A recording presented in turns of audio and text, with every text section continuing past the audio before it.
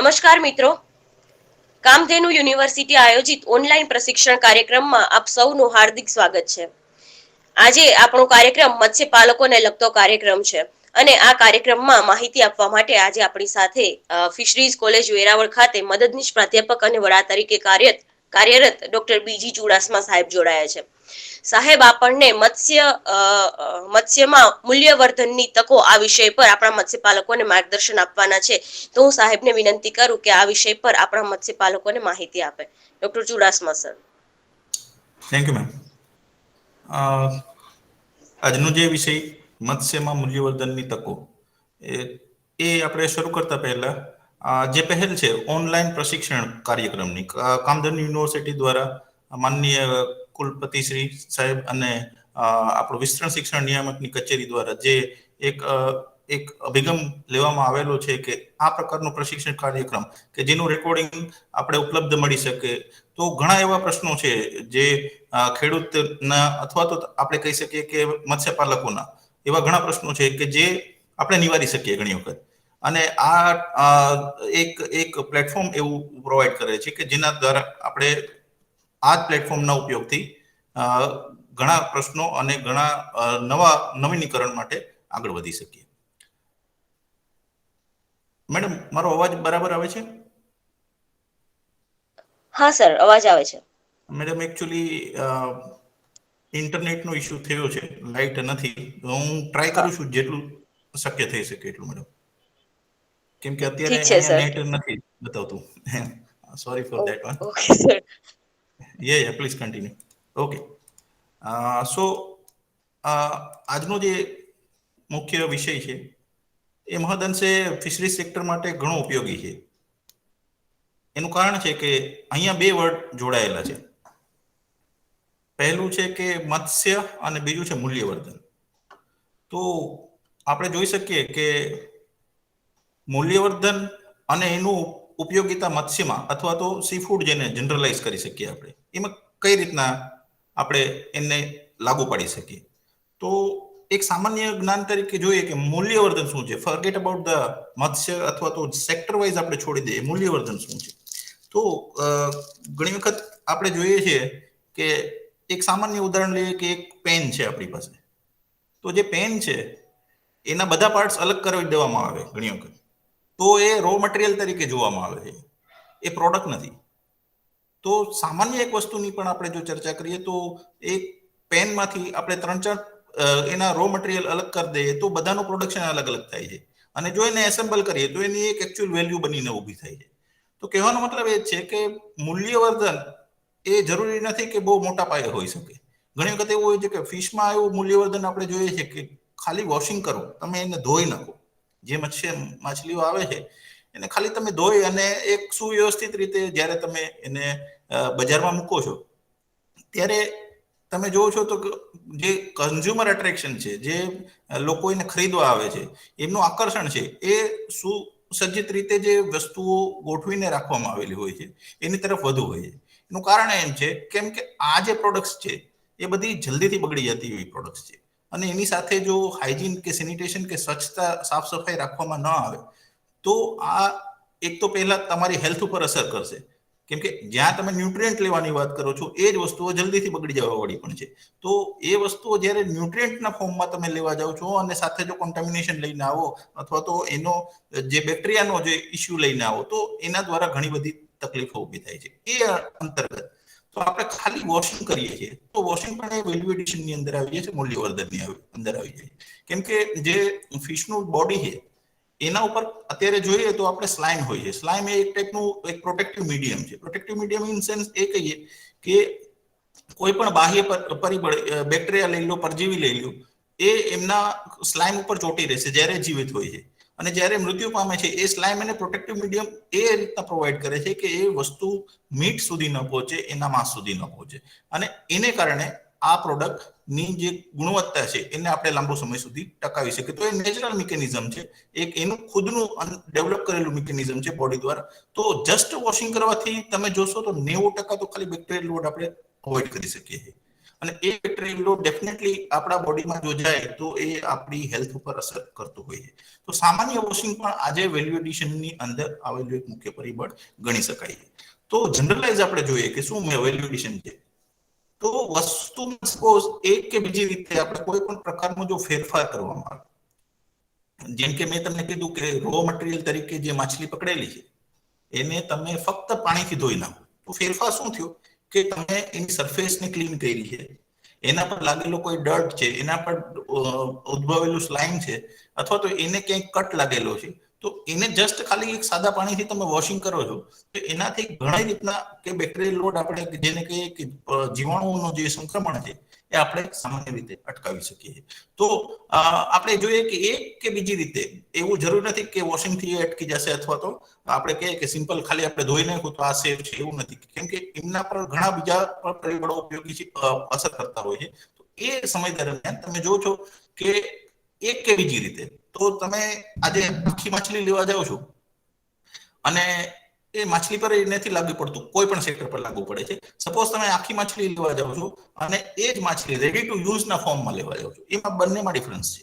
તમે ready to use ના ફોર્મમાં હું આજે કહેવા માંગુ તો રેડી ટુ યુઝ એ વસ્તુ છે કે તમે પકાવી શકો અથવા તમે ખાઈ શકો એ મોડમાં. તો જેટલી પણ પ્રક્રિયા એની પર કરવામાં આવે, ધારો કે આજે માછલીનું આંતરડું છે એ ખાવા યોગ્ય નથી, આજે માછલીની ફીન છે એ ખાવા યોગ્ય નથી હ્યુમન કન્ઝપ્શન માટે કહીએ, આજે માછલીની ગિલ એરિયા છે જેને ચૂઈ ભાગ કહીએ તો એ પણ ખાવા યોગ્ય હોતો નથી. અને આ કારણોસર અથવા તો ભીંગડા છે કે સ્કીન છે એ કોઈ ખાવા યોગ્ય વસ્તુઓ હ્યુમન કન્ઝપ્શનમાં નથી લેવામાં આવતી.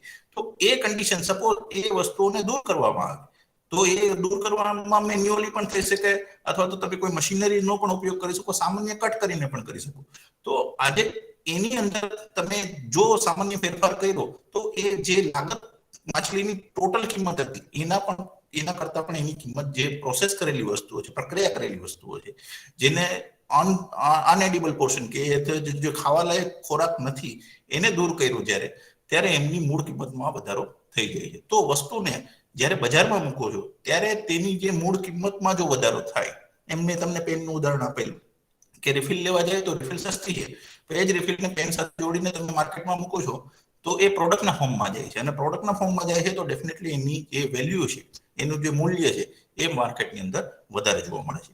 તો ઘણા એવા પરિબળો છે જેને આપણે એમ કહીએ કે ઘણા એવા આઈડિયાસ છે કે જેના દ્વારા આપણે આ મૂલ્યવર્ધન કરી શકીએ. હવે સેક્ટર છે આપણું ફિશરીઝ, તો તમે જોવો છો તો ફિશરીઝ પોતાનામાં ઘણું એક મોટું એક સેક્ટર પ્રોવાઈડ કરે છે. એનું કારણ છે કે ઘણા લોકોને સીધી કે બાહ્ય રીતે કે આપણે કહી શકીએ કે એના દાયરામાં ન આવતા હોય છતાં પણ એ એને ઉપયોગી રીતના આવે છે. જેમ કે એજ્યુકેશનના મોડમાં છે, જેમ કે માર્કેટિંગના મોડમાં છે, જેમ કે સામાજિકના મોડમાં પણ આજે ફિશિંગ એક્ટિવિટીઝ ઘણા ઘર સાથે જોડાયેલી છે, એમના આવકના સ્ત્રોત સાથે જોડાયેલી છે. એટલે વ્યાપક એક ક્ષેત્ર છે અને એમાં આજે મૂલ્યવર્ધનની જરૂરિયાતો ઊભી શું કામ થઈ છે. આજે એક સરપ્રાઈઝ આપણે અલગ સ્લાઇડોમાં જોશું, પણ એક તમને સરપ્રાઈઝ થશે કે આજે 1 કિલો મટીરિયલ જ્યારે ફિશિંગ થઈને આવતું હોય છે ત્યારે 1 કિલો મટીરિયલની જે આપણે કહીએ કે બજારમાં આપણે ઉપયોગી મટીરિયલ જેને એક્સપોર્ટ કરી શકાય, જેને કોમર્શિયલી વેલ્યુ છે, એ હાર્ડલી આપણે 30% આસપાસ મળે છે. કેમ કે એની પાછળના પરિબળો પણ ઘણા કામના છે. સપોઝ આપણે એમ વિચારીએ કે આપણો જે કોન્ટિનેન્ટ છે એશિયન, આપણે બેકગ્રાઉન્ડમાં જે કન્ટ્રીઝ આવે છે તો એમાં તમે જોવો તો એમનો જે ટેમ્પરેચર છે એ મૂળભૂત રીતે અસર કરતી વસ્તુ છે, ખાસ કરીને કેપ્ચર ફિશરીઝ માટે. કેપ્ચર ફિશરીઝ એટલે જ્યાં બોટ જાય છે અને ઝાડનો ઉપયોગ કરી અને મછલીઓ પકડે છે. તો કેપ્ચર ફિશરીઝમાં જ્યારે આ પ્રકારના તાપમાનની અસર જોવા મળે કે જ્યાં અવેલેબિલિટી ઓફ ફૂડ એટલે કે એને ખાવા માટે મળતો ખોરાક એ એમ કહીએ કે વેરાયટીઝમાં વધારે, એનું કારણ છે કે ટેમ્પરેચર આપણે યુઝ્યુઅલી જોઈએ તો 30 ડિગ્રીની આસપાસનું ટેમ્પરેચર હોય છે, અને એ ટેમ્પરેચર પર જે માછલીઓ નાના, જેમ કે ને કે એનો સૌથી નાની મછલીનો ખોરાક શું તો પ્લેન્કટોન એટલે કે એની રીતના ખુદ રીતે જે એનર્જી પ્રોડ્યુસ કરી શકતું હોય, જેમ કે આપણે ઝાડપાન જઈને કહીએ છીએ એ જ રીતના જે દરિયામાં ઉગતી વસ્તુઓ, દરિયામાં જે સોર્સ ઓફ એનર્જીના ફોર્મમાં જે બને છે એને આપણે પ્લેન્કટોન કહીએ છીએ. તો પ્લેન્કટોનનું જે ડાયવર્સિટી છે એ બહુ વધારે છે ટ્રોપિકલ કન્ટ્રીઝમાં, અને એને કારણે એને ખાવાવાળી જે ફિશ છે એની પણ વેરાયટી તમને અલગ અલગ જોવા મળશે. આજે તમે એક ફૂડ પિરામિડની આપણે વાત કરીએ કે ભાઈ સૌથી નીચે હશે સપોઝ કે જે એનર્જી પ્રોડ્યુસ કરતા હોય, અથવા તો આપણે કહીએ કે જેને સાથે એનર્જીનો ફ્લો જોડાયેલો છે એ મૂળભૂત ખોરાક તરીકે છે. તો એને પછી ખાવાવાળા એની ઉપરના લેવલ પર હશે, અને સૌથી આપણે ટોપ લેવલ પર ગણીએ તો આજે ધારો કે હ્યુમન છે. તો જે ફ્લો ઓફ એનર્જી જાય છે એમાં જે કન્ટ્રીઝમાં આ ટાઈપનું તાપમાન સપોર્ટિવ છે ત્યાં વેરાયટીઝ ઓફ ધ ફિશ મળવાના ચાન્સીસ વધી જાય છે. હવે વેરાયટીઝ ઓફ ફિશ મળે તો સારી વસ્તુ છે, એમાં કંઈ ખરાબ નથી. તો પછી પાછો ઇશ્યુ એ થાય છે કે બધી કોમર્શિયલ ઇમ્પોર્ટન્ટ નથી. કોમર્શિયલ એટલે જેની માર્કેટ વેલ્યુ. સપોઝ હું તમને કહું કે કોઈ માછલી છે જેમનો શેપ છે સાપ જેવો, તો સાપ જેવો જે શેપ છે એને લોકો ખાતા અટકે છે. ઘણી વખત તો અમે એવું ટ્રેડિશનલ જોયેલું છે કે એમનું નામ પણ એને અટકાવે છે, કે કોઈ ફિશનું નામ છે મગરું, તો કોઈ એને મગર સાથે જોડી દેશે, કોઈ એને માઇથોલોજી સાથે જોડી દેશે. તો એ કન્ડિશનમાં પણ એ ઘણા રિસ્ટ્રિક્શન આવતા હોય.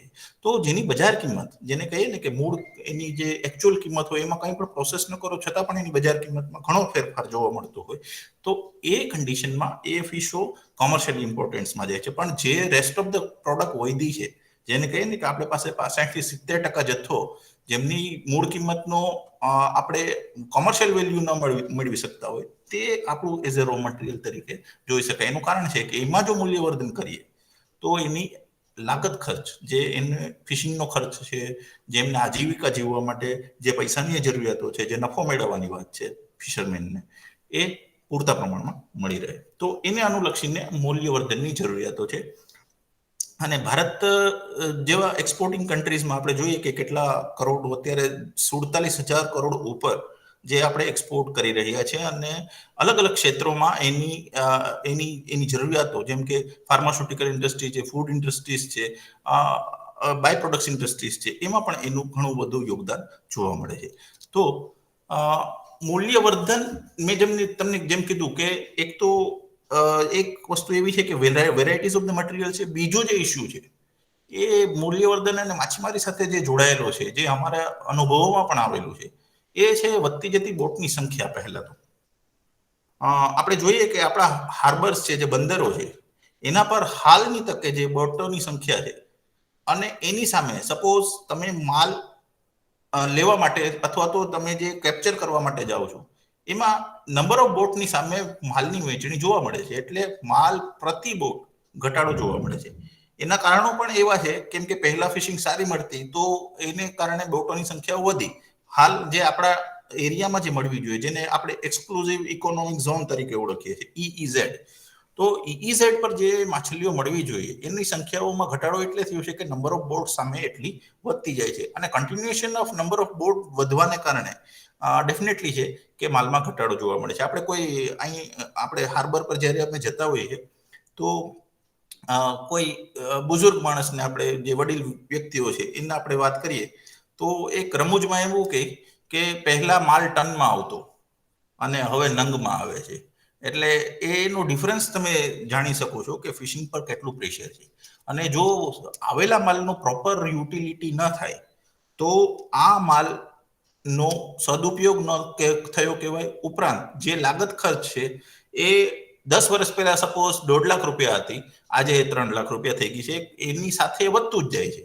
તો વધતા જતી બોટની સંખ્યાઓ અને પાછું જે ગવર્મેન્ટ ઇન્ટરવેન્શન અથવા તો ગવર્મેન્ટના જે રૂલ્સ છે એ પ્રમાણે તમારી જે મેશ સાઇઝ એને કહેવાની કે જેના દ્વારા આપણે માછલીને પકડીએ છીએ, એમાં 2-3 પ્રકારની ઘણી મેશ સાઇઝ, મતલબ જે ફિશિંગની પ્રેક્ટિસ છે. યુઝ્યુઅલી આપણા એરિયામાં ઝીંગાઓ માટે આપણે ફિશિંગ કરતા હોઈએ છીએ. તો ઝીંગા ડેલિકેસી છે, માર્કેટમાં એનું ઇઝીલી એબ્સોર્પ્શન થઈ જાય છે, ઇન સેન્સ ઓફ આપણે એમ કહીએ કે કોમર્શિયલી ઇમ્પોર્ટન્ટ વસ્તુઓ છે. તો એને કારણે જે બોટમમાં અવેલેબિલિટી એની હોય છે, એનું કારણ છે કે એ ત્યાં રહે છે. તો બોટમમાંથી એને જ્યારે પકડવામાં આવે છે તો એવું નથી જોતા કે ખાલી ઝીંગા આપણે પકડીએ. અને મેં તમને કીધું કે એક વેરાયટીને તમે ટાર્ગેટ બનાવીને જ્યારે ફિશિંગ કરતા હોય તો એ વેરાયટી સિવાયની બીજી 200 વેરાયટી પણ આવી શકે છે. એનું કારણ છે કે એના ફૂડ અવેલેબિલિટીઝ છે, એટલે એની એક્ઝિસ્ટન્સ આ એરિયામાં જોવા મળે. અને એને કારણે જ આજે આપણી પાસે કોમર્શિયલ ઇમ્પોર્ટન્ટ સ્પીસીસને પકડવા જતા બીજી અલગ અલગ ટાઈપની માછલીઓ પણ જેની વેલ્યુઓ માર્કેટમાં નથી, એ અવેલેબિલિટી છે. અને બીજું મેં તમને કીધું એમ કે ઝાડની સાઈઝ, એક ફોટો છે અહીંયા, એક સિક્કો રૂપિયાનો મૂકેલો છે અને ફિશ પણ પકડેલી છે અને મેચ સાઇઝ એટલી નાની છે કે રેતીનો કણ પણ સલવાઈ જાય. તો આજે એ કન્ડિશનમાં તમે જુવેનાઇલ્સ ફિશિંગ જોવો, જે બચ્ચાઓની ફિશિંગ છે, એ બચ્ચાઓની ફિશિંગ પણ એટલી હદે થાય છે કે ઘણા ઇસ્યુ એવા ઉભા થયા છે. જેમ કે એક એક્ઝામ્પલ લઈએ આપણે, રિબન ફિશ, જેને બગા તરીકે ઓળખવામાં આવે છે. તો બગાની ફિશિંગમાં અત્યારે એ ટાઈપનો ઇસ્યુ થઈ ગયો છે કે પેલા સારી સાઈઝ આવતી બગાની, હજુ પણ આવે છે, પણ એની સાથે નાની સાઈઝની પણ બગા આવવા માંડે, જેને બગી તરીકે ઓળખવામાં આવે. તો આજે બગીનો જે પ્રોબ્લેમ છે એનું કારણ છે કે ફ્યુચર જનરેશન માટેની જે અવેલેબિલિટી ઓફ ધ સ્પીસીસ હોવી જોઈએ, ફિશ હોવી જોઈએ, એ નાશપ્રાય થવાને કારણ કગર પર આવી જાય. એનું કારણ છે કે એ પર્ટિક્યુલર ટાર્ગેટેડ સ્પીસીસ છે કે આજે એની માર્કેટ ચાલુ છે, તો આપણે એને ટાર્ગેટેડ કરીને ફિશિંગ કરતા હોઈએ છીએ. સ્વાભાવિક વાત છે, જ્યારે તમે ફિશિંગ પર પ્રેશર આપશો તો એનું એક્ઝિસ્ટિંગ પર એનો ખતરો ઉભો થઈ જશે. એટલે એ પણ એક મુખ્ય કારણ છે કે જે અવેલેબલ છે આપણી પાસે, એનો યોગ્ય ઉપયોગ થવો એ મહત્વનું એક પરિબળ છે. મેડમ, અવાજ આવે છે? હા સર, અવાજ આવે છે.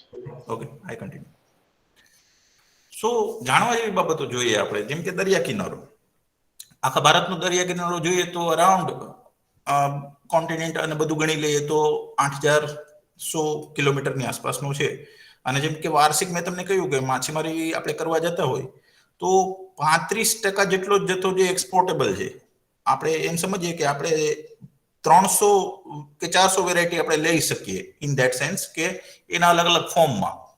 ધારો કે શ્રીમ્પ છે, તો શ્રીમ્પનું હેડલેસ પણ થઈ શકે. હેડલેસ એટલે કે હેડ રિમૂવ કરી દેવાનું, અથવા હોલ શ્રીમ્પ પણ જઈ શકતો હોય, અથવા તો એના આખા જે એક્ઝોસ્કેલેટન જેને કે એની ઉપરનો જે પીલિંગ કરેલો એનો સેલ હોય એ પણ કાઢીને પણ એક્સપોર્ટ થઈ શકે. એમ વેરાયટી ગણી તો હાર્ડલી 300 વેરાયટી આપણી પાસે આવતી હોય, પણ એનો જે બેઝિક જથ્થો છે જે એક્સપોર્ટેબલ છે એ અરાઉન્ડ 35% છે. તો એનો મતલબ એવો થયો કે સેકન્ડરી રો મટીરિયલ, હું એને બાય પ્રોડક્ટ્સ નથી કહેતો અથવા તો વેસ્ટ નથી કહેતો, કેમ કે હાલ એ શબ્દ પ્રચલિત નથી. એનું કારણ એમ છે કેમ કે જે 65% જથ્થો છે એ સેકન્ડરી રો મટીરિયલના ફોર્મમાં ઘણા બિઝનેસને સપોર્ટિવ છે. તો આપણે અહીંયા ઓપોર્ચ્યુનિટીઝની વાતો કરીએ છીએ, કે તકની વાત કરીએ છીએ કે કઈ ટાઈપનો આ મટીરિયલનો ઉપયોગ થઈ શકે. જેમ કે સી ફૂડ ઇન્ડસ્ટ્રીમાં એક કહેવત છે કે કોઈ પણ વસ્તુ વેસ્ટ નથી. જેમ કે તમે 2 રૂપિયાવાળી વસ્તુઓ પણ જો ફિશિંગમાં લઈ આવ્યા હોય તો એનો પણ એક રિસોર્સ હશે કે જ્યાં એનો યુટિલિટી હશે. જેમ કે હ્યુમન કન્ઝપ્શનમાં ન હોય તો એનિમલ કન્ઝપ્શનમાં પણ એ વસ્તુઓ આજે એબ્સોર્બ થઈ જાય છે. તો બાકી રહેલો 65% જથ્થો છે એ ઘણી વખત કાં તો સુકવણીમાં વયો જાય છે, અથવા તો એનો પાવડર બનાવવામાં, જેને ફિશ મિલ તરીકે પણ ઓળખાય છે, અથવા તો અત્યારે મેન્યુઅર બનાવવામાં પણ એક સપોર્ટિવ પાર્ટ તરીકે ઉપયોગ થાય છે. બીજો જે સેક્ટર છે ફિશિંગ સિવાયનો, જેને કે એક્વાકલ્ચર, તો એક્વાકલ્ચરના જે એનિમલ્સ છે, જેમ કે શ્રીમ્પ લઈ લો કે ફિશ લઈ લો, તો એના ખોરાક તરીકે પણ એનો ખોરાક જે બને છે એમાં એફિનિટી ઓફ પ્રોટીન, જે શું કામે ખાય, એનો નેચર કાર્નિવોરસ છે. કાર્નિવોરસ એટલે બીજી ફિશોને ખાવા વાળો. તો એને ખાવાના માટે જે ફૂડ આપણે એને આપીએ એમાં એની સુગંધ હોવી જોઈએ, એનો સ્વાદ હોવો જોઈએ. એના માટે જે મટીરિયલ યુઝ કરીએ છીએ એ જથ્થો આ 65% જથ્થામાંથી આવે છે. અને બીજું એક છે કે ડોમેસ્ટિક માર્કેટ. ડોમેસ્ટિક માર્કેટ એટલે લોકલ માર્કેટ. આજે આપણી પાસે એવા કોઈ ફર્મ ડેટા નથી આપણે જેને કહી શકીએ કે મારે ખ્યાલ છે કે આજે 7.58 મિલિયન ટન એક્સપોર્ટ થયું last year for the commercial export. પણ એવા કોઈ ડેટા નથી કે ડોમેસ્ટિક કન્ઝપ્શન કેટલું છે. ડોમેસ્ટિક એટલે લોકલ કન્ઝપ્શન કેટલું છે, એ તો એનીથી પણ વધારે હશે. એટલે સેક્ટરની મર્યાદાઓ કોઈ સીમિત નથી, પણ જે મટીરિયલ અવેલેબિલિટીઝ છે એ માર્કેટમાં ફૂલ્લી એબ્સોર્બ થાય કે નહીં. અમે ખુદ પણ એક પ્રોગ્રામ ચલાવીએ છીએ કોલેજ લેવલ પર, જેનું નામ છે ઈએલપી, એક્સપિરિયન્શિયલ લર્નિંગ મોડ્યુલ. તો એક્સપિરિયન્શિયલ લર્નિંગ પ્રોગ્રામની અંદર વિદ્યાર્થીઓ જેમ કે પિકલ બનાવ્યા, થાણા બનાવ્યા, તો ક્યારેય ફિશની બોટલ પર એમ નથી લખ્યું કે આ કેનામાંથી ફિશનું અથાણું લખીએ. એમ નથી કહેતા કે આ કોઈ જેમ કે કોઈ નોન કોમર્શિયલ સ્પીસીસમાંથી બનાવેલું છે, એવું નથી લખતા. તો એનું કારણ એમ છે કે માર્જિન ઓફ પ્રોફિટ આજે તમે જોવો છો તો 20% થી 25% જે માર્જિન ઓફ પ્રોફિટ છે એ બિઝનેસમાં રહેલો છે. પણ એની સાથે જે નોન યુટિલિટી ઓફ મટીરિયલ હતું, જેનું માર્કેટમાં વેલ્યુએશન નહોતું, એ માર્કેટમાં વેલ્યુએશન લાવવા માટે તમે એને ડાયવર્સિફાઈડ કર્યું, તમે એને મોડિફાઈડ કર્યું. તો એ હાલની જરૂરિયાતો ઊભી થઈ છે. તો જે માલ, જે જથ્થોની યોગ્ય કિંમત નથી મળતી, એને કઈ રીતના માર્કેટમાં બેસાડવું, એને કઈ રીતના એની માર્કેટિંગ કરવી, એ મૂલ્યવર્ધનનો કોર એરિયા છે, જેને આપણે કહી શકીએ કે તમે એને ન્યૂ લેંગ્વેજમાં સ્ટાર્ટઅપ પણ કહી શકો, કે કોઈ પણ એક નવું સ્ટાર્ટઅપ જોઈએ છે આપણે, જેમાં રો મટીરિયલ છે. હા, 65% બિંગ એઝ રો મટીરિયલ ગણી શકો, કેમ કે રેસ્ટ માટે તો મતલબ 35% માટે તો એક્સપોર્ટેબલ માર્કેટો અને કંપનીઓ છે જ, પરંતુ આ જે બાકીનો જથ્થો છે એને કઈ રીતના આપણે ઉપયોગમાં લાવી શકીએ, એ એક સૌથી મહત્વનો પ્રશ્ન રહેશે. તો એ સેન્સમાં જોઈએ તો આપણી પાસે કયા રિસોર્સિસ છે મોસ્ટ ઇમ્પોર્ટન્ટ પણ, તો Bing as a part as a cost line જોઈએ. કોસ્ટ લાઇન મેં તમને વાત કરી 8,000 કિલોમીટર, જેમને સૌથી વધારે જોઈએ તો આપણે ગુજરાત પાસે છે 1600 કિલોમીટરનો દરિયા કિનારો. 1600 કિલોમીટરના દરિયા કિનારા પછી પણ આપણે એક્સપ્લોર કરીએ છીએ out of the EEZ. EEZ એટલે એક્સક્લુઝિવ ઇકોનોમિક ઝોન, જ્યાં વધારે માછલીઓ મળવાની સંભાવનાઓ છે. એ જે કિલોમીટર છે અહીંયા, એના કરતા પણ બિયોન્ડ જઈએ છે, એના કરતા પણ આગળ જઈએ છીએ. આજે ફિશિંગની જે સીઝન ગણીએ એમાં જે નંબર ઓફ ડેઝ પર ફિશિંગ થાય છે એ 15 દિવસની રિસ્ટ્રિક્શન નથી રહી, એ વધીને મહિના દિવસ સુધી પણ એક્સટેન્ડ થઈ શકી છે. તો એનું કારણ એમ છે કે અવેલેબિલિટી ઓફ મટીરિયલમાં ડ્રાસ્ટિક ચેન્જ છે. જે જરૂરિયાત વાળું મટીરિયલ છે, જે જોઈએ છે, એના પણ ઘણો ચેન્જીસ જોવા મળ્યો છે. એટલે એક ટાઈપનું પ્રેશર ઊભું થયેલું છે ફિશિંગ પર. એટલે એના અલ્ટરનેટિવ્સમાં જોઈએ તો રિવર્સ છે આપણી પાસે, રિઝર્વર જે બંધ છે અથવા તો ગામ તળાવો છે, ઓક્સબો લેક છે, જે નેચરલી ઉત્પન્ન થયેલા પાણીના જથ્થાઓ છે. બ્રેકિશ વોટર ઘણું મોસ્ટ ઇમ્પોર્ટન્ટ પાર્ટ છે ગુજરાત માટે, કે 1.24 મિલિયન હેક્ટરનો એરિયા છે, જે બ્રેકિશ વોટર ફાર્મિંગ માટે અથવા તો બ્રેકિશ વોટર કલ્ચર માટે એક આઈડિયલ એરિયા ગણી શકાય. જો એનો ફૂલી યુટિલિટી થાય તો બિંગ એઝ એક્સપોર્ટ, જેને કહીએ કે આપણે એક્સપોર્ટ માટે જે પોટેન્શિયલ વધારવું છે, બમણી આવક અમુક કરવી છે, એનામાં પણ એ વસ્તુઓ સપોર્ટિવ થશે. સો આ જે ડેટા છે એ નેશનલ ફિશરી ડેવલપમેન્ટ બોર્ડના પબ્લિશ ડેટા છે, અને એના આધારે આપણે ફિશરી સેક્ટરની પોટેન્શિયલ જાણી શકીએ છીએ. અને એમાં જ એક વધુ આગળ જઈએ તો આપણે કેપ્ચર ફિશરીઝમાં વર્લ્ડ ઓવરમાં 3જા નંબર પર છે હાલ, અને એક્વાકલ્ચર પ્રોડક્શનમાં આપણે 2nd નંબર પર ચાલી રહ્યા છે. મતલબ આપણો બીજો રેન્ક છે, પરંતુ એની સપોઝ પહેલા નંબર પર ચાઇના છે, તો પહેલા નંબર અને બીજા નંબર વચ્ચે જે પ્રોડક્શન ગેપ છે એ બહુ મોટો છે, કેમ કે ત્યાં ઘણી હદે યુટિલિટી ઓફ મટીરિયલ્સ આપણે જોઈ શકીએ છીએ, જે રિસોર્સિસ અવેલેબલ છે ફૂલી યુટિલિટીમાં છે, જ્યારે અહીંયા હજુ પણ ડેવલપમેન્ટની આપણે આ સેક્ટર્સમાં જરૂરી છે. હાલ કે કન્ટ્રીબ્યુશન ઓફ ધ ફિશરીઝમાં એનો જીડીપીમાં જોઈએ તો એગ્રીકલ્ચર જીડીપીમાં 5.3%નો એનો ગ્રોથ જોવા મળ્યો છે, અને અરાઉન્ડ 47,000 કરોડ જેટલું એક્સપોર્ટ આપણે જોઈએ છે, જે લાસ્ટ યર આપણે જોવા મળેલું છે. એમ્પ્લોયમેન્ટ સેક્ટરની વાત કરીએ તો મોર દેન 20 મિલિયન પીપલ, એટલે કે એટલા લોકો એની સાથે ડાયરેક્ટ કે ઇનડાયરેક્ટ રીતે જોડાયેલા છે. તો આ તો આપણું એમ કહીએ ને કે આપણી એક સ્ટ્રેન્થ કહીએ, આપણી એ તાકાત છે, જે સેક્ટરને આપણે ફ્યુચર જનરેશન માટે આપણે એક પ્રોવાઈડ પ્લેટફોર્મ કરી શકીએ કે આ જે એરિયા છે જ્યાં આપણે વર્ક કરી શકીએ, આ જે એરિયા છે જ્યાં આપણે જેમ કે પર કેપિટા ફિશ કન્ઝપ્શન 114 કિલો બતાવ્યું છે. હાલાકી અમેરિકાની કમ્પેરિઝનમાં જોઈએ તો ત્યાં અરાઉન્ડ 19 થી લઈને 30 કિલો સુધીનું છે. તો એનો મતલબ એવો છે કે આપણી ડોમેસ્ટિક કન્ઝપ્શનના જે મેં તમને વાત કરી કે આપણી પાસે ડેટાબેઝ એવા નથી ને, એને કારણે આપણે ફિક્સેશન ન કરી શકીએ કે એટલું છે કે નહીં, અથવા તો આનાથી વધારે છે કે નહીં. બટ જો આની માત્રા વધારવામાં આવે ડોમેસ્ટિક કન્ઝપ્શનની, અને આજની પેટર્ન એવી થઈ ગઈ છે કે લોકો પાસે પરચેસિંગ પાવર છે, મૂલ્યવર્ધનનો પહેલો નિયમ છે કે તમે જે માર્કેટમાં મૂકો છો એ એબ્સોર્બ થઈ શકે કે નહીં. તો એની માટે પરચેસિંગ પાવર ની કન્ડિશન હોવી જરૂરી છે કન્ઝ્યુમર દ્વારા. તો એ છે, તો આ પર્સન્ટેજને જો વધારીએ તો ડેફિનેટલી સેક્ટર પર જે ડિમાન્ડ છે એ પણ વધશે, અને એને કારણે આપણે નવા ઉદ્યોગો, નવા આયામોને આપણે વેગ આપી શકીશું. તો એ આપણી આ એક સ્ટ્રેન્થ બની શકે છે ફ્યુચર માટે. મેં અહીંયા ઘણા 2001 થી લઈને 2017 સુધીના ડેટા અહીંયા આવ્યા છે મારી પાસે, તો મેં એને એક ગ્રાફના ફોર્મમાં તમને બતાડવાની કોશિશ કરું. તો તમે જો તો સેક્ટર સડનલી 2010 પછી ગ્રોથના મોડમાં છે, પણ ઘણી વખત મેં તમને કીધું કે બાયોડાયવર્સિટી પોઈન્ટ ઓફ વ્યૂ આપણે જોઈએ તો ઘણી સ્પીસીસ પર પ્રેશર કન્ડિશન છે. એનું કારણ છે કેમ કે એના પર ટાર્ગેટેડ ફિશિંગ થતી હોય છે, તો વધુમાં વધુ જે અવેલેબિલિટી ઓફ રો મટીરિયલ છે એનો મેક્સિમમ ઉપયોગ થઈ શકે એ એમ હોવો જોઈએ. હાલાકી એક સારું પરફોર્મન્સ એક સેક્ટર કરી રહ્યું છે, એના ડેટાબેઝ અહીંયા જોવા મળે છે. હાલ આપણે 47,000 કરોડ સુધી પણ પહોંચી ચૂક્યા છે. માર્કેટ વાઇઝ જોઈએ, export wise suppose market wise અથવા તો ક્વોન્ટિટી વાઇઝ જોઈએ કે કઈ વસ્તુ સૌથી વધારે જાય છે જેમાં આપણે ફોકસ કરી શકીએ, તો ડેફિનેટલી કે શ્રીમ્પ છે એ એના ડેલિકેસીના સ્વાદ માટે જાણીતું છે. બીજું એક કે એમાં બોન હોતા નથી, તો એનો એક્ઝોસ્કેલેટન, એનો જે બાહ્ય કવચ છે એ તમે બહાર કાઢી નાખો તો પછી જે વસ્તુઓ વધે છે એ ખાવા યોગ્ય છે, એમાં બોન હોતા નથી. એટલે એક તો એનો સ્વાદ અને નોન અવેલેબિલિટી ઓફ બોન, એટલે કે કોઈ પણ કાંટા ન હોવાને કારણે આ વસ્તુઓ એક્સપોર્ટની ડિમાન્ડમાં જે કન્ટ્રી ઇમ્પોર્ટ કરે છે એની પ્રાઇમ ચોઇસમાં આવે છે.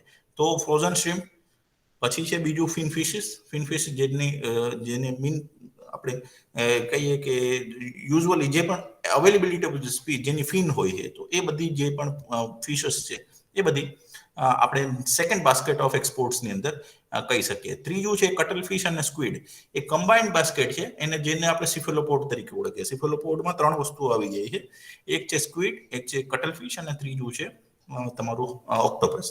તો એ 3 વસ્તુઓ પૈકી જે એક્સપોર્ટ થાય છે એ third largest basket of Indian export તરીકે ગણવામાં આવે છે. એ સિવાય કેમ કે ઘણી જગ્યાએ બીજી તકો પણ છે, તો એમાં ડ્રાય ફિશ એક આઈટમ આવી જાય, લાઈવ ફિશ આવી જાય, ચિલ્ડ ફિશ આવી જાય. ચિલ્ડ ફિશનું આઈટમ આજે તમે જો તો રજિસ્ટર્ડ ડેટાબેઝ નથી. એનું કારણ છે કે રેસ્ટોરન્ટ્સમાં એની ડિમાન્ડ છે, ડોમેસ્ટિકમાં એની ડિમાન્ડ છે. આજે તમે રેલવે પર જતા હોય તો રેલવે કે મોડ ઓફ ઇન્સ્યુલેટેડ વેહિકલ્સથી પણ ટ્રાન્સપોર્ટેશન એનું થઈ શકે. તો ચિલ્ડ આઇટમ પણ એક મેજર સેક્ટર ધરાવે છે કે જ્યાં આનું એક્સપોર્ટ થઈ શકતું હોય. અને જે અધર સેક્ટર છે એ સેકન્ડરી રો મટીરિયલ બેઝ છે, જેમ કે ફિશની સ્કિન છે, ફિશનું હેડ છે, એ ખાવા યોગ્ય ન હોય તો એનું શું બીજું માર્કેટ છે, તો એ પણ એક ટાઈપનું એક exportable market future point of view જોઈ શકાય. સેમ ગ્રાફિકલ પ્રેઝન્ટેશનમાં અરાઉન્ડ 68% જેટલો ફ્રોઝન શ્રિમ્પનો એક્સપોર્ટ છે. Rest will be small quantity like fish છે એ 11%ની આસપાસ જોવા મળી રહી છે. મેજર માર્કેટ, તો મેજર માર્કેટ છે એ એક્સપોર્ટેબલ કોમોડિટીની વાત કરું છું તો એમાં યુએસ છે અને European union followed by south east Asian country. તો સાઉથ ઈસ્ટ એશિયન કન્ટ્રીઝની અંદર જે મટીરિયલ જાય છે એ આપણે રો મટીરિયલ સપ્લાય તરીકે મોકલીએ છીએ. સપોઝ કોઈ હું ફિશ મોકલું છું, એની એ ફિશનો ઉપયોગ કરી અને કોઈ બીજી પ્રોડક્ટ બનાવવામાં આવે છે, તો એ ફિશનો જો ઇન્ડિયન લેવલ પર અથવા તો આપણી માર્કેટોમાં એને એબ્સોર્બ કરીને પ્રોડક્ટના ફોર્મમાં જો વેચવામાં આવે તો આપણે યોગ્ય વળતર મળી શકે.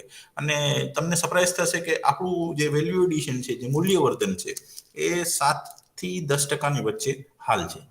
તો એનો મતલબ એમ છે કે એને બૂસ્ટ કરીએ તો રેવન્યુ જનરેશન, હું તમને એક વાત કરું યુરોપિયન યુનિયન અને બીજા સપોઝ સાઉથ ઈસ્ટ એશિયન કન્ટ્રીઝમાં એક્સપોર્ટની, તો તમે જોઈ શકો છો કે યુરોપિયન યુનિયનની અંદર યુઝ્યુઅલી લોકો એમ કહે છે કે અહીંયા આપણે એક્સપોર્ટ કરવું છે, પરંતુ એના લાઇસેનિંગને જે પ્રક્રિયાઓ છે અથવા તો તમે જે સેફટી, હાઇજીન અને સેનિટેશનનું સ્ટેન્ડર્ડ જાળવવું પડશે, એ એટલું સ્ટ્રિક્ટ હશે કે તમને લાઇસેનિંગ મેળવવામાં થોડી મુશ્કેલીઓ થશે. પરંતુ જ્યાં એક્સપોર્ટનો ટાર્ગેટ એ પર્ટિક્યુલર કન્ટ્રી એટલા માટે કરવામાં આવે છે કે કેમ કે એની કરન્સી જે છે એ એક્સપોર્ટને સપોર્ટિવ છે, એને વધારે પ્રાઇસ મળી શકે છે, ઓછા ક્વોન્ટિટીને વધારે પ્રાઇસ મળી શકે છે. તો ત્યાંનો જે ટ્રેન્ડ છે એ વેલ્યુ એડિશનને વધારે સપોર્ટિવ છે, કેમ કે ત્યાં ready to use, ready to it or ready to fry type of material તમારે આપવું પડશે. તો એ કન્ડિશનમાં તમારે વેલ્યુ એડિશન ત્યાં ઇનપુટના ફોર્મમાં આવે છે. એ સૌથી વધારે, જેમ મેં તમને કીધું 7 થી 10% છે એ યુરોપિયન યુનિયન અથવા તો એને યુએસ બેઝ જે એક્સપોર્ટેબલ મટીરિયલ છે, પર્ટિક્યુલરલી આપણે શ્રીમ્પ એટલે કે ઝીંગાઓનું જે જોઈએ તો એમાં વધારે જોવા મળી રહ્યું છે. તો આપણે જે પોટેન્શિયલ છે એની શરૂઆત, આપણી પાસે જે પોટેન્શિયલ હાલ છે એની શરૂઆત તો બહુ પહેલા થઈ ગઈ, જેમ કે 1950માં આધુનિકરણની શરૂઆત થઈ. 1965ની વાત કરીએ તો ટ્રોલરનું ઇન્ટ્રોડક્શન થયું. ટ્રોલર જે બોટ છે એ આપણા વિસ્તારોમાં ફિશિંગ માટે ઇન્ટ્રોડ્યુસ કરવામાં આવેલ અને પછી એમાં અપગ્રેડેશન થઈ અને એકચ્યુઅલ મોડની અંદર એને ફિશિંગ માટે ઉપયોગિતામાં આવી. 1985ની વાત કરીએ તો પેલો આપણો ફ્રોઝન પ્લાન્ટ કોચીન ક્ષેત્રમાં એસ્ટાબ્લિશ કરવામાં આવેલો અને પછી એ એક્સપોર્ટના વેગ આપવા માટે ઘણા બધા જગ્યાઓ, ઘણા બધા હાર્બર ઉપર આ પ્રક્રિયાને પ્રોત્સાહન આપવામાં આવેલું, જેના દ્વારા આપણે એક્સપોર્ટ અત્યારે જોઈ શકીએ છીએ. સો એ મેળવવા માટે ટેકનોલોજીકલ ફેરફાર અને ઉત્પાદનમાં વૃદ્ધિ એ મુખ્ય કેન્દ્રિત વિષયો હતા. કેમ કે આપણી પાસે જેમ કે સેલ બોટ હતી હ્યુમન એફર્ટથી ચાલતી, હાલ આપણી પાસે મિકેનાઇઝ બોટ છે. હાલ આપણી પાસે ટ્રેડિશનલ ફિશિંગ પ્રેક્ટિસીસ હતી, હાલ આપણી પાસે એક ટાર્ગેટેડ સ્પીસીસની, જેમ કે કોઈ ફિશ એવી છે જેના ગિલ એક પર્ટિક્યુલર નેટની અંદર જેને ફસાઈએ તો આપણે ગિલ નેટના ઉપયોગ કરતા થઈએ. કોઈ સ્પીસીસ અવેલેબલ છે જે બોટમમાં આવેલી છે તો આપણે એનો ઇકો સાઉન્ડર એ વસ્તુનો ઉપયોગ કરીને આપણે એને પકડતા થયા છે. હાલ પીએફઝેડ જેવા પ્રોગ્રામો પણ ચાલે છે જેને કહેવાય છે કે પોટેન્શિયલ ફિશિંગ ઝોન. તો જ્યાં ફૂડ અવેલેબલ હશે ત્યાં ફિશનું ગેધરિંગ થવું જોઈએ અથવા હોઈ શકે.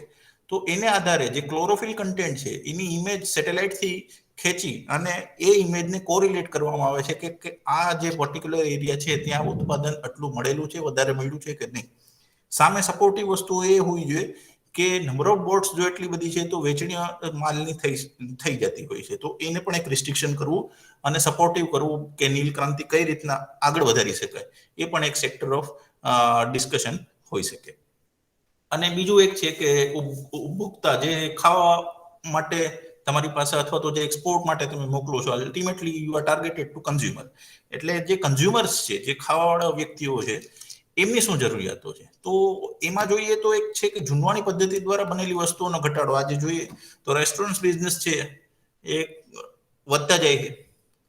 આજે ઘરમાં પણ આપણે તમારે હોમ ડિલિવરી આવી ગઈ છે અને હોમ ડિલિવરી પણ એટલી કે 30 મિનિટમાં તમને પીઝા ન મળે તો પાછો પીઝા નવો આપવામાં આવશે. એ પ્રકારના જ્યારે પ્રલોભનો અને એ ટાઈપની વસ્તુઓ છે તો તમે જોઈ શકો છો કે લોકોમાં જે પદ્ધતિ, જે જૂનવાણી પદ્ધતિ, સપોઝ કે રસોઈ બનતી હોય છે, હાલ ફાસ્ટફૂડનો ટ્રેન્ડ છે તો એને સપોર્ટિવ વસ્તુઓ છે. તો એ જે ચલણ છે કે વિવિધ વસ્તુઓને કઈ રીતના માર્કેટમાં રાખી શકાય અને કઈ રીતના આપણે એને એક્સપોર્ટેબલ પણ કરી શકીએ એના પર એક વિચારવાની જરૂરિયાતો આવે છે. બીજું છે કે કઈ ટાઈપની વસ્તુઓ મૂકવી. તો બીજી એક વસ્તુ થાય એમાં કે તરત ખાઈ શકાય એવી. આજે કોઈને પ્રોસેસ કરવી પડે, ફિશ લઈ આવો તો એને પ્રોસેસ ખાવી હોય તો તમારે હેડ રિમૂવ કરવું પડશે, ગટ રિમૂવ કરવું પડશે, સ્કેલ રિમૂવ કરવા પડશે, સ્કિન રિમૂવ કરવી પડશે અને પછી એ રેડી ટુ યુઝ થશે, વોશિંગ કરશો અને પછી એનો ઉપયોગ કરશો તો ઘણો સમય એમાં ઓક્યુપાય થાય છે. આજે જે એક એડ આવે છે, હું એમની સાથે એડ કરી દઉં તમને, લિશિયસ નામની, જેમાં મીટની પ્રોડક્ટ્સ ઘણી મળે છે અને you can having the product with 90 minutes, એટલે કે 90 મિનિટ્સમાં તમારે ફ્રેશ તમારા ઘર સુધી પહોંચી જાય છે. અલગ અલગ મીટ્સ છે, એમાં સી ફૂડ પણ છે. તો એ જ્યારે તમને આપે છે તો એ રેડી ટુ યુઝના ફોર્મમાં તરત ખાઈ શકાય. આઈધર તમે ફ્રાય કરો, આઈધર તમે બેક કરો, આઈધર તમે કુક કરો, તો એ ફોર્મમાં હોય છે. તો તરત રાંધી શકાય, ઓછી મહેનતે બનાવી શકાય એવા ખોરાકની આજની બજાર માંગ વધી છે. તો જે અવેલેબિલિટી ઓફ મટીરિયલ્સ છે એને આપણે કઈ રીતના એ ફોર્મમાં લાવી શકીએ એ એક પડકારરૂપ છે આપણી પાસે. જેમ કે આપણી પાસે સ્ટ્રેન્થ આપણે જોઈ કે ઘણા બધા સેક્ટર છે, એમ પડકાર પણ આપણી પાસે એક એવો છે કે જે મટીરિયલ છે એને ફોર્મમાં લાવી શકાય કે નહીં. તો એને અનુસંધાને આપણે જોઈએ તો કે આઈડિયા લેબ શું છે. આઈડિયા લેબ મેં એટલા માટે વર્ડ વાપરો કેમ કે જરૂરી નથી કે ટ્રેડિશનલ પ્રેક્ટિસ થી જે બનતી જ પ્રોડક્ટ છે એને જ માર્કેટિંગ કરી શકાય અથવા તો એનું જ માર્કેટ છે. તમે આઈડિયા લેબમાં તમારા ઓન આઈડિયા પણ મૂકી શકો. તો હું તમને સેક્ટર વાઇઝ અહીંયા એક ઓવરવ્યૂ આપવા માંગીશ કે કયા કયા ક્ષેત્રોમાં શું શું આપણે as a Bing of idea તરીકે ઉપયોગ કરી શકીએ જે આપણી જરૂરિયાતો છે. જેમ કે જૂનવાણી પદ્ધતિથી માર્કેટ ખોરાકને વેચવાની પદ્ધતિ બદલાઈ ગઈ છે.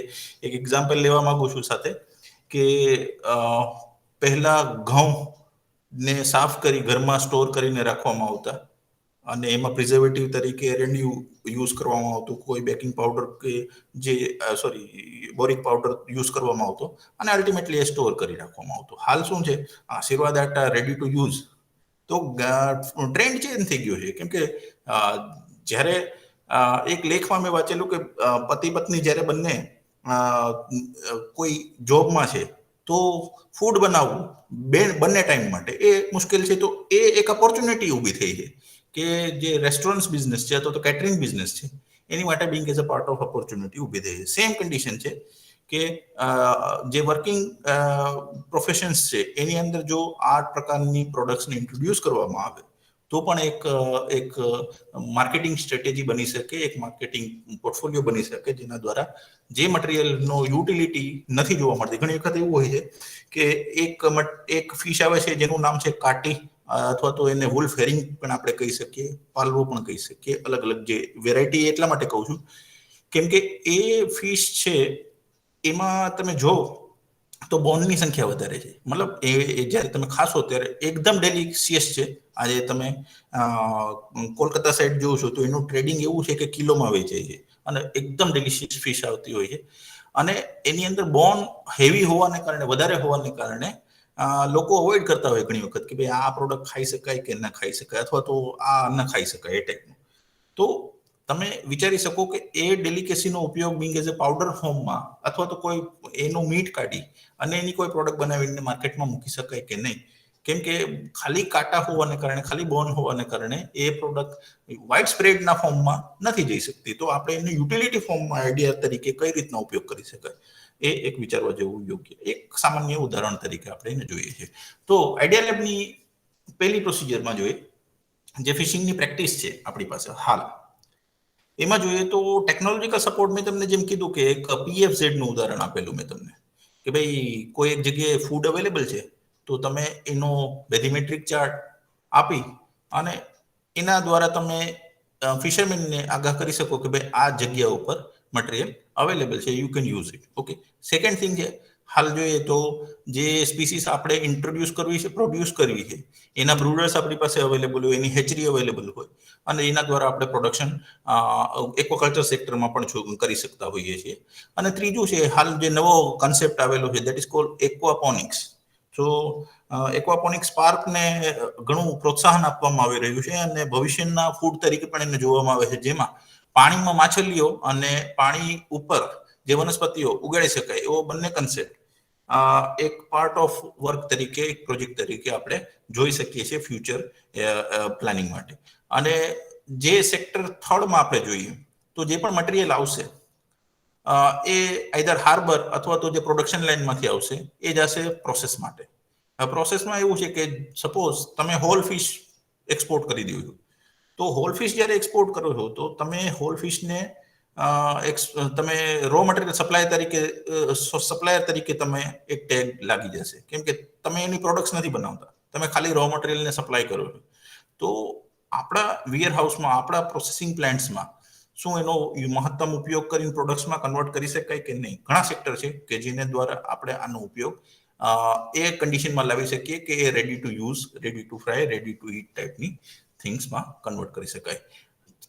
ફિફ્થ સ્ટેજમાં જોઈએ તો ડિસ્ટ્રીબ્યુશન.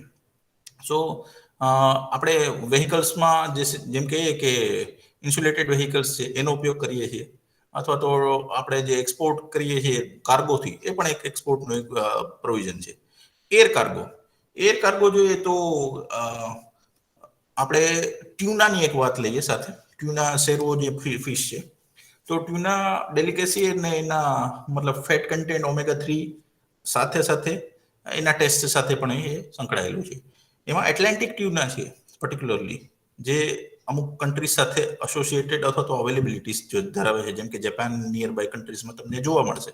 ઇવન યલો ફિન ટ્યુના છે એ પણ એ પેરિફેરી ઓફ ઇન્ડિયન કોન્ટેક્સમાં જોવા મળે છે અને એને અનુરૂપ જે પ્રોજેક્ટ ચાલી રહ્યા છે, જેમ કે BOBP ના પ્રોજેક્ટ ચાલી રહ્યા છે, એને અનુરૂપ કે પોટેન્શિયલ આપણે શું છે ટ્યુના ફિશિંગ માટેના. તો એ જે ફિશ છે એમાંથી બનતી એક પ્રોડક્ટ છે, એનું નામ છે સશમી અથવા તો સુશી. તમે જોઈ પણ હશે ફોટોગ્રાફ્સમાં કે તો સશમી કે સુશી છે એ કાચી ખવાતી માછલી છે, જેમ કે રાઈસ સાથે કે સીવીડ સાથે એનું બ્લેન્ડ કરી અને વેજીટેબલ સાથે એનો રોલ કરી અને એને એક પર્ટિક્યુલર શેપમાં કાપી અને એને રેસ્ટોરન્ટ બિઝનેસમાં એનો ઉપયોગ લેવામાં આવે છે.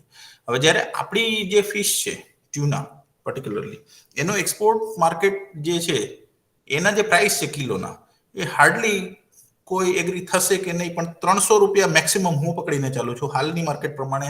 એ તો ઘણા ઓછા છે, કદાચ 120 થી લઈ અને 200 રૂપિયા સુધીના પણ કિલો તમને મળી રહે.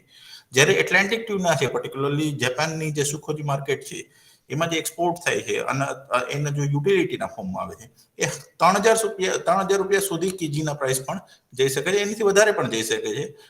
પરંતુ મિનિમમ પ્રાઇસ આપણે જોઈએ તો એટલા પ્રાઇસથી ઉપર હોઈ શકે છે. તો કહેવાનો મતલબ એમ છે, એમના માટે વપરાતો બેબી કેરિયર, તો એર કાર્ગો પણ એનો ઉપયોગ થઈ શકે છે, કેમ કે સામે વસ્તુઓને જે જાળવણી છે એને ઓછા સમયમાં માર્કેટ સુધી કેમ પહોંચાડવી, ઓછા સમયમાં એની જાળવણી કેમ કરવી, એને કેમ ક્વિક ફ્રીઝિંગ કરવું, એ પણ as a part of implementation એને આપણે માર્કેટની અંદર કેમ ઇન્ટ્રોડ્યુસ કરી શકીએ, એ પણ એક વિચારવા યોગ્ય વસ્તુઓ છે લોજિસ્ટિક ડોમેસ્ટિક માર્કેટિંગમાં. અને લાસ્ટ છે સેલ. સપોઝ રિટેલિંગમાં જાય છે, રીપ્રોસેસિંગમાં જાય છે કે કન્ઝ્યુમર પાસે જાય છે, એ પણ એક પાર્ટ છે. જેમ કે કન્ઝ્યુમર પાસેનું એક ઉદાહરણ લઉં છું કે જે માર્કેટમાં જે એક્સપોર્ટેબલ મટીરિયલ છે એનો 10-10 કિલોનો સ્લેબ જોઈએ, 10 કિલો છે, 20 કિલોનો સ્લેબ બની માસ્ટર કાર્ટનિંગ કરી અને લોજિસ્ટિક દ્વારા એને એક્સપોર્ટ કરવામાં આવે એક્સ ડેસ્ટિનેશન માટે. તો જે કન્ઝ્યુમર પેકેજિંગ છે એની લેક્યુના જોવા મળેલી. તો ઘણી વખત એવું હોય છે કે એક 1/2 કિલોનું પેકિંગ હોય જેમાં 3-4 વેરાયટી હોય, અને કન્ઝ્યુમર પેક એટલા માટે બનાવવામાં છે કેમ કે માઇક્રો ફેમિલી છે, માઇક્રો ફેમિલી માટે હોલ પેક ખરીદવું ઘણી વખત પોસિબલ ન હોય. તો એ કન્ડિશનમાં તમે ડિસ્પ્લે આઇટમ તરીકે જે મટીરિયલ મૂકી શકો માર્કેટમાં, એ પણ એક પાર્ટ ઓફ સ્ટડી આવી શકે છે. કેમ કે કન્ઝ્યુમર પેકની ડિમાન્ડ, જેમ કે આપણે કહીએ આજકાલ જે પોપ્યુલર ટ્રેન્ડમાં છે કે ₹1 સેશે, આઈધર સોસ લઈ લો કે શેમ્પુ લઈ લો, ₹1 સેશેના ફોર્મમાં છે. તો ₹1 સેશેમાં પણ એક જગ્યાએ મેં વાંચેલું કે તમે પૂરી બોટલ લેવા જશો તો સપોઝ ₹650 શેમ્પુના છે, એની સામે એટલા જ ₹650 શેમ્પુ લેશો તો it is more than 1 litre. So that indicates that એ માર્કેટિંગ સ્ટ્રેટેજી છે. How many numbers of consumers can occupy, એ કેટલા લોકો તમારી સાથે જોડાય છે. Smaller the package, more the number can be possibility. So મેં તમને કીધું એમ કે તમારા જે ઉપભોક્તાઓ છે એમની પર્ચેસિંગ કેપેસિટીમાં તમે મટીરિયલ સપ્લાય કરી શકો છો, definitely it can gain the market. So આ જે સપ્લાય ચેન છે, આઈધર ફ્રોમ એક્વાકલ્ચર સાઇડ જોઈ લો, ઇનોવેટિવ ટેકનોલોજી જોઈ લો, અથવા તો તમે કેપ્ચર સેક્ટર પર જોઈ લો, બધામાં એક પર્ટિક્યુલર એક યુનિફોર્મ ટ્રેન્ડ આ ટાઈપનો જોવા મળે છે. તો એમાં એક જોઈએ તો દરિયાઈ જીવતી માછલીઓ, દરિયાઈ માછલીઓ જીવતી એક્સપોર્ટ કરવાનો ટ્રેન્ડ. તો ક્રેફિશ છે, લોબસ્ટર છે, ઇવન ક્રેબ છે, ઓર્નામેન્ટલ ફિશમાં એ વસ્તુ શક્ય છે. અને જેમ કહીએ કે લોબસ્ટરમાં પર્ટિક્યુલરલી જોઈએ તો લોબસ્ટર જીવતો હોય તો જે એનો પ્રાઇસ લેવલ છે એ ઘણો ઉપર હોય છે કમ્પેરેટિવ ટુ જે ડેથ કન્ડિશનમાં મળે છે. તો એને પણ એક્સપોર્ટના ટ્રેન્ડમાં સપોઝ કોઈ બીબામાં એને એ રીતના મૂકી અને એનો ટ્રાન્સપોર્ટ કરવામાં આવે, particularly edible portion point of view. અને એ પણ અત્યારના રેસ્ટોરન્ટ બિઝનેસમાં એવું છે કે તમે કોઈ પર્ટિક્યુલર લાઈવ મટીરિયલને ઓર્ડર કરી શકો છો ડાયરેક્ટ રેસ્ટોરન્ટ્સમાં કે ભાઈ આ પર્ટિક્યુલર મટીરિયલ જોઈએ છે જે જીવતું હોય. તો સામે લોકો ફ્રેશનેસની કન્ડિશનને કન્સિડરેશન કરતા હોય તો ત્યારે તમારે જે વસ્તુ એક્સપોર્ટમાં લાઈવ કન્ડિશનમાં તમે પહોંચાડી શકો એમની પ્રાઇસ તમને વધારે જોવા મળે છે. હાલાકી ધારો કે આપણા સેક્ટરમાં આ શક્યતાઓ ઓછી હોય તો બીજું સેક્ટર છે કે બરફનો યોગ્ય ઉપયોગ દ્વારા, એટલે કે જેને કે ચીલિંગ ટેકનોલોજી. તો આપણે જે ફિશિંગ કરવા જઈએ છીએ યુઝ્યુઅલી આપણે 15 દિવસ ગણીએ તો 15 દિવસની જે ફિશિંગ બાદ જે મટીરિયલ આવે છે એને રીપ્રોસેસ કરવાનો અથવા તો પ્રોસેસ કરવાની વાત આવતી હોય છે.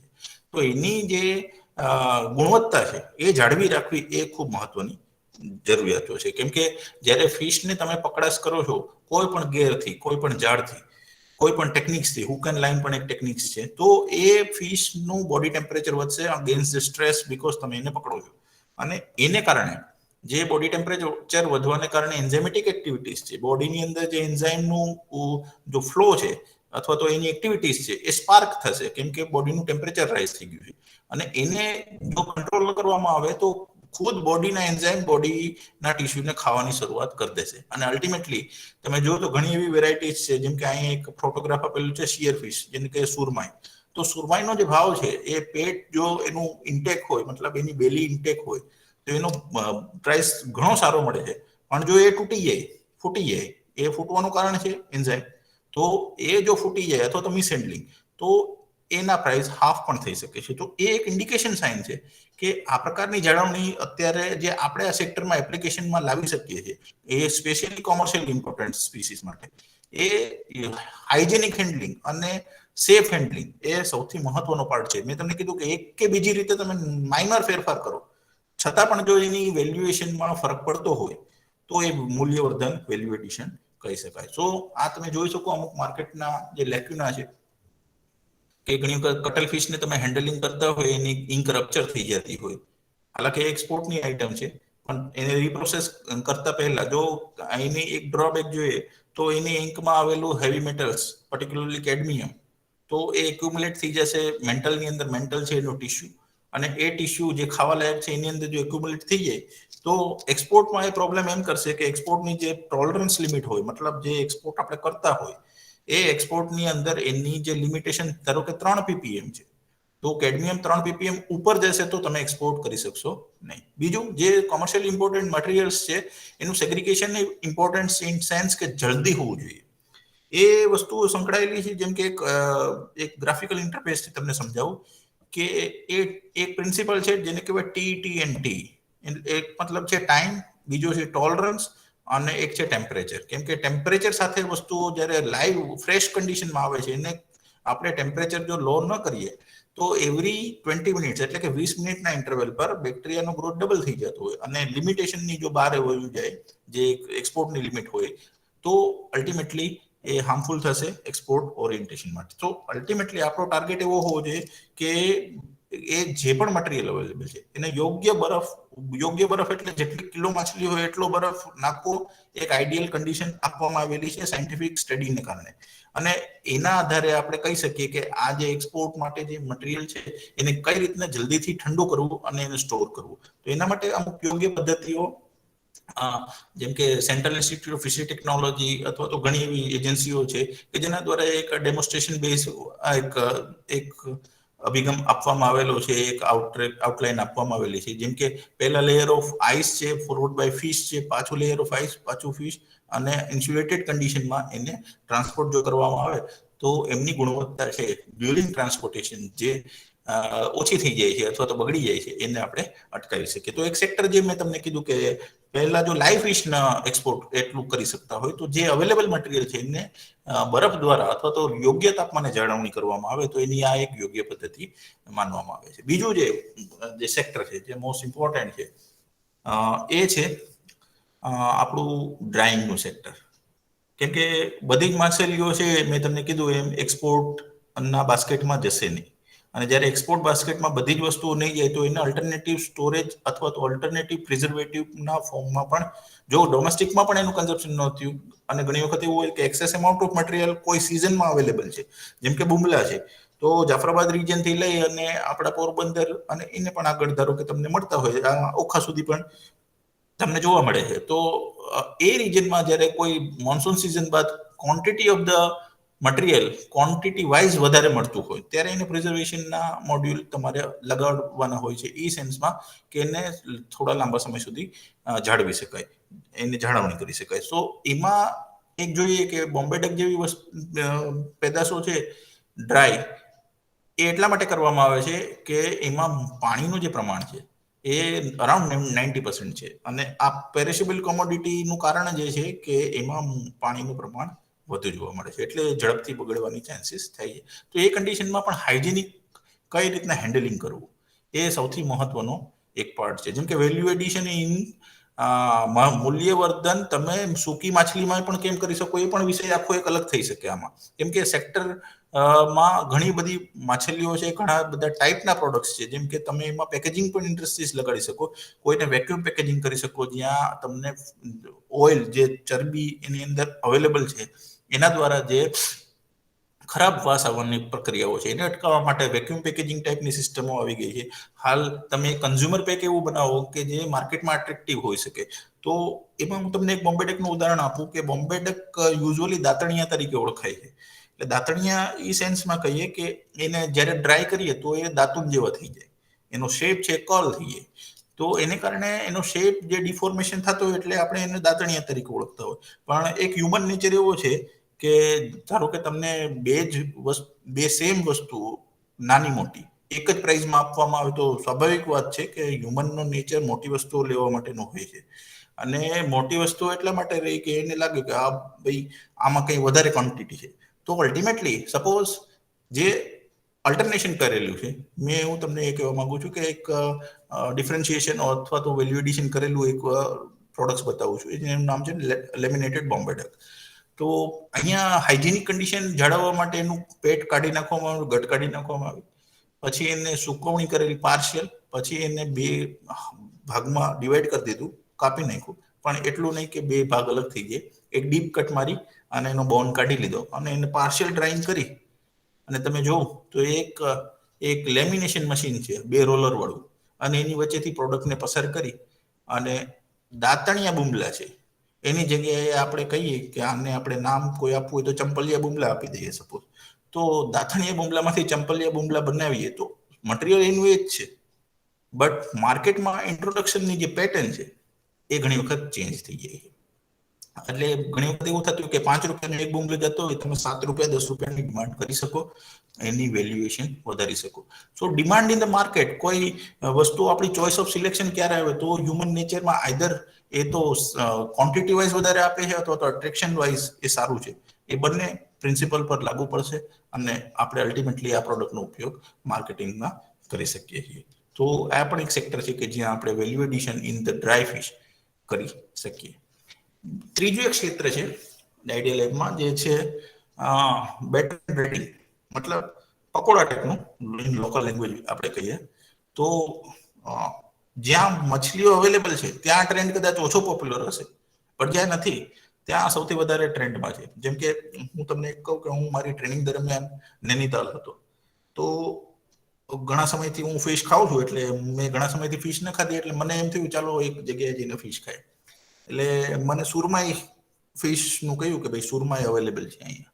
એટલે આપણે ખાધેલી હોય એટલે ખ્યાલ આવી જાય કે સુરમાઈ કઈ હોય ને કઈ ના હોય. એટલે મને 300 રૂપિયાનું સુરમાઈનું એક મતલબ એક બાઉલ આવ્યું, એનું પ્રાઇસ 300 રૂપિયા હતું.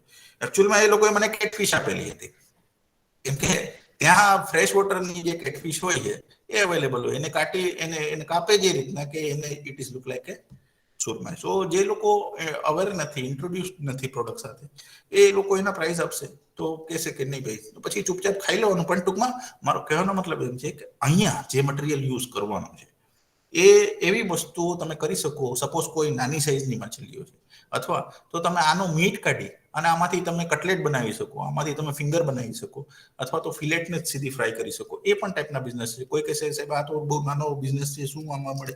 એવું નથી. આ સેક્ટર પણ એનો પોતાનું મહત્વ ધરાવે છે, કેમ કે જેમ કે આ પ્રોડક્ટ બનાવીને રેડી ટુ ફ્રાયના ફોર્મમાં પણ આ માર્કેટિંગ થાય છે. અને એનું ક્લાસિકલ એક્ઝામ્પલ હું તમને કહું તો ક્રેબ ક્લો અથવા તો સુરમીમાંથી જે બનતી અમુક પ્રોડક્ટ્સ છે, એ પણ એક આ ટાઈપના માર્કેટિંગને સપોર્ટિવ ટાઈપની પ્રોડક્ટ્સ છે જે ઇન્ટરનેશનલી પોપ્યુલર છે. તો જેમ કે બનાવવાની પદ્ધતિ શું કરી શકાય, આ ઘરગથ્થુ છે, પણ જેમ કે તમે જ આ વસ્તુઓ આપણે જેમ કહીએ કે અમે ટ્રેનિંગ દરમિયાન જે લોકોને બેનિફિશિયરીઝને આપણે એક ટ્રેનિંગના મોડ્યુલ આપતા હોઈએ છીએ, તો એની આજીવિકા કેમ સારી બનાવી, આજીવિકા કેમ અપલિફ્ટ લઈ આવી, એનો જે લાઇવલીહુડ છે એને કેમ ઉપર લઈ આવવું, એના માટેનું જે સપોર્ટિવ છે એ પણ આ એક ટાઈપનું બિઝનેસ હોઈ શકે. કેમ કે આઈડિયા લેબમાં આને એ ટાઈપનું આપણે ગણીએ છીએ. તો જે મટીરિયલ જેની અંદર બોન હોય, સ્કેલ હોય, એ બધું કાઢી અને તમે સિમ્પલી બેટરિંગ એન્ડ બ્રેડિંગ કરી ફ્રાય કરી અને માર્કેટમાં મૂકી શકો. ઇરેસ્પેક્ટિવ છે કે અહીંયા કઈ સ્પીસીસ ઉપયોગ કરી, એ જ્યારે તમે ફાઇનલી તમે પ્રોડક્ટ મૂકો છો એ કોઈ પૂછતું નથી.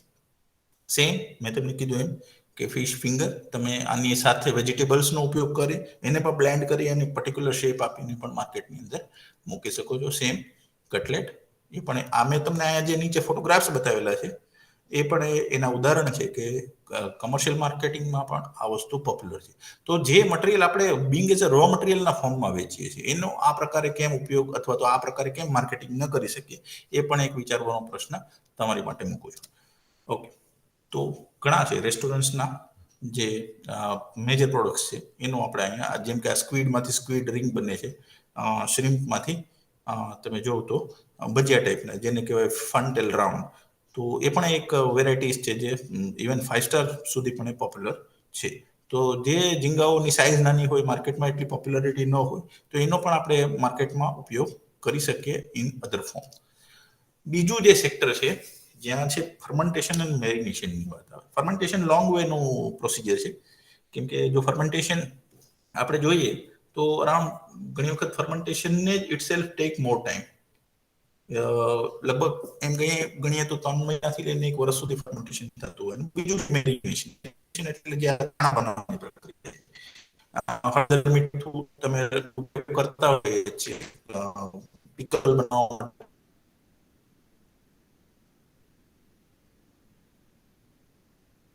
કે ગુંદાના, સેમ અમે અહીંયા જે ઇન્ટ્રોડ્યુસ કર્યું એને યુઝ કરીએ છીએ અને